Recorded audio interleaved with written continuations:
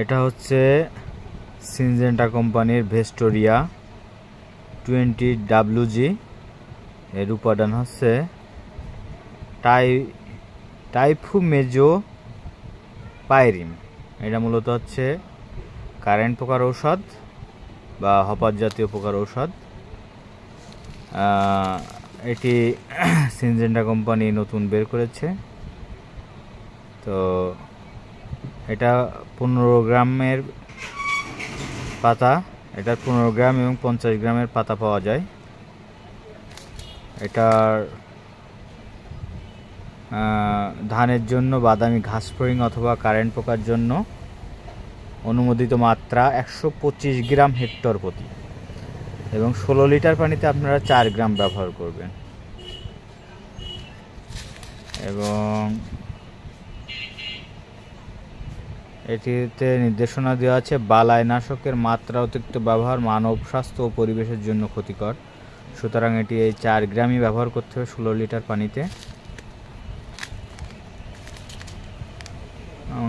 এটার কার্যকরী অনেক ভালো, যারা ব্যবহার করছে তারা বলছে এটা অনেক ভালো মানের একটা কীটনাশক। এটার প্রয়োগ কৌশলও দেওয়া আছে যে কৌশল এবং সময়, থোর অবস্থায় বা ধানের শীষ বের হওয়ার পূর্বে পোকা আক্রমণের শুরুতে একবার ভেস্টোরিয়া প্রয়োগ করতে হবে। 16 লিটার পানিতে 4 গ্রাম ভেস্টোরিয়া মিশিয়ে স্প্রে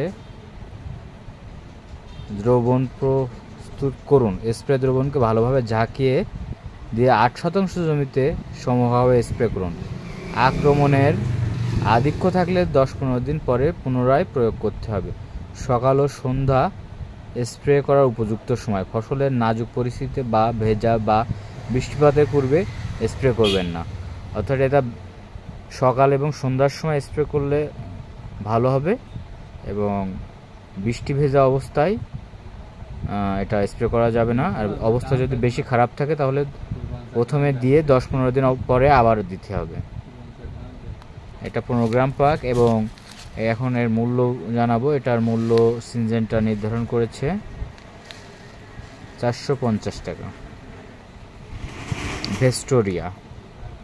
আপনারা যারা চাষি আছেন তারা ধানে এটা ব্যবহার করে ভালো ফলাফল পেতে পারেন। সকলকে ধন্যবাদ।